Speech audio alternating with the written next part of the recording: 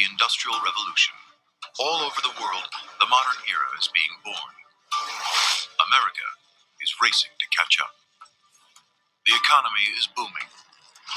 Cotton in the South, industry in the North. In 1830, America is producing half the world's cotton. By 1850, it's nearly three-quarters. The South is thriving on the backs of humans owning other humans.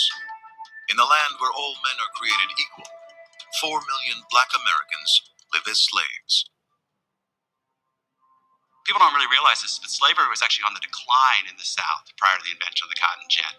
But then once the cotton gin made it so practical to grow cotton, all of a sudden every farmer in the South wanted to plant as much cotton as possible.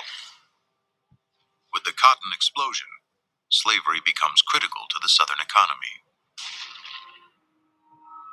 In the first half of the 19th century, over 500,000 slaves are sold at auction. As America expands across the continent, cotton heads west in search of fertile soil, bringing slavery with it.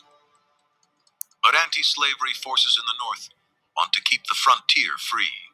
Northerners began to see that, wait a minute, they're not going to keep slavery just in the South. They want to take slavery west and to turn the country into a slave country. North and South face off over each new territory. Will it be slave-owning or free? Slavery became not simply a political issue, not simply an economic issue, but a moral issue as well. It became the issue that defined North and South in the 1850s. It comes to a head in Kansas. A peaceful protest turns violent. Towns are terrorized, stores robbed, homesteads burned, more than 200 dead. Kansas bleeds for 2 years. North and South are polarized. America is on the road to war.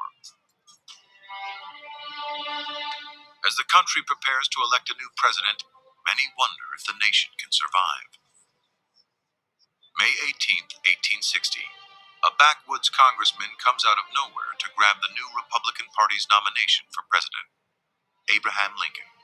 The South knew that Lincoln was going to win, and it was just a matter of time, tick, tick, tick, before secession occurred. The South rebels, convinced he'll abolish slavery. December 20th, 1860, South Carolina secedes from the Union. 10 other slave states soon follow.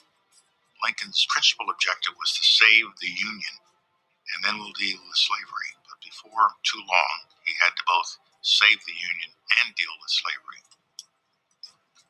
In February 1861, a few weeks before his inauguration, the Confederate States of America are born. It is Lincoln who explains the case for freedom and says, I'm not going to attack slavery where it is, but I'm not going to let it expand. At his inauguration, Abraham Lincoln reluctantly pledges that states with slaves will be allowed to keep them. But it's too little, too late.